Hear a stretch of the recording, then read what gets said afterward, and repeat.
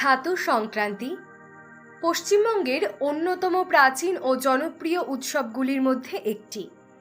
এই উৎসবটি মকর সংক্রান্তি বা পহেলা বৈশাখের মতোই গুরুত্বপূর্ণ, তবে এটি বিশেষত বাংলার গ্রামীণ অঞ্চলে পালিত হয়। আজকের এই ভিডিওতে আমরা জানব ছাতু সংক্রান্তির তাৎপর্য, এর আচার অনুষ্ঠান এবং কেন এই দিনটি বাংলা সংস্কৃতিতে এত গুরুত্বপূর্ণ।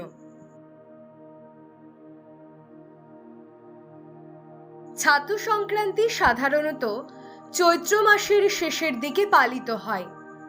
এই দিনটিতে প্রধানত ছাতু অর্থাৎ ভাজা ছোলার গুঁড়ো খাওয়ার প্রথা রয়েছে। ছাতু পুষ্টিকর এবং সহজে হজমযোগ্য খাদ্য হিসেবে পরিচিত, যা এই গরমের দিনে শরীরকে ঠান্ডা রাখতে সাহায্য করে। এই উৎসবের মূল আচার হল দেবতা এবং পূর্বপুরুষদের প্রতি ছাতু নিবেদন করা। ভক্তরা বাড়ির পূজাস্থানে ছাতু, কলা, গুড়, দুধ এবং অন্যান্য প্রসাদ নিবেদন করেন। এটি বিশ্বাস করা হয় যে এই খাবারগুলি নিবেদন করার ফলে দেবতাদের আশীর্বাদ পাওয়া যায় এবং পরিবারের সমৃদ্ধি ও সুখ নিশ্চিত হয়। ছাতু সংক্রান্তিতে বিভিন্ন মন্দিরে এবং বাড়িতে পূজার আয়োজন করা হয়। ভক্তরা উপবাস রাখেন এবং পূজার মাধ্যমে নিজেদের আত্মশুদ্ধির চেষ্টা করেন। পুজোর পর সবাই মিলে প্রসাদ গ্রহণ করেন, যা এই উৎসবের একটি গুরুত্বপূর্ণ অংশ। ছাতু সংক্রান্তির দিনটিতে বিভিন্ন গ্রামে মেলা এবং খেলার আয়োজন করা হয়ে থাকে। শিশু এবং বড়রা মিলে বিভিন্ন খেলায় অংশগ্রহণ করেন, যা সামাজিক সম্পর্কের বন্ধনকে আরও দৃঢ় করে তোলে। এই দিনটি বাংলার গ্রামীণ জীবনের আনন্দময় দিকগুলি উদযাপন করার জন্য একটি বিশেষ সময়। এই উৎসব উপলক্ষে গ্রামে গ্রামে লোকগান গাওয়া হয় এবং নাচের আয়োজন করা হয়।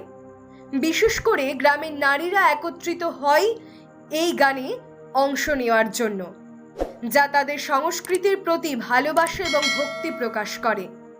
এই গান ও নাচের মাধ্যমে গ্রামবাসীরা তাদের ঐতিহ্য এবং সংস্কৃতির সাথে নতুন প্রজন্মকে পরিচয় করিয়ে দেন। অনেক ভক্ত এই দিনটিতে পবিত্র নদীতে স্নান করেন এবং দেবতাদের উদ্দেশ্যে অর্ঘ্য নিবেদন করেন। এই স্নান এবং অর্ঘ্য প্রদানের মাধ্যমে তারা নিজেদের পাপমোচন এবং পরিবারের সুখ সমৃদ্ধির জন্য প্রার্থনা করেন।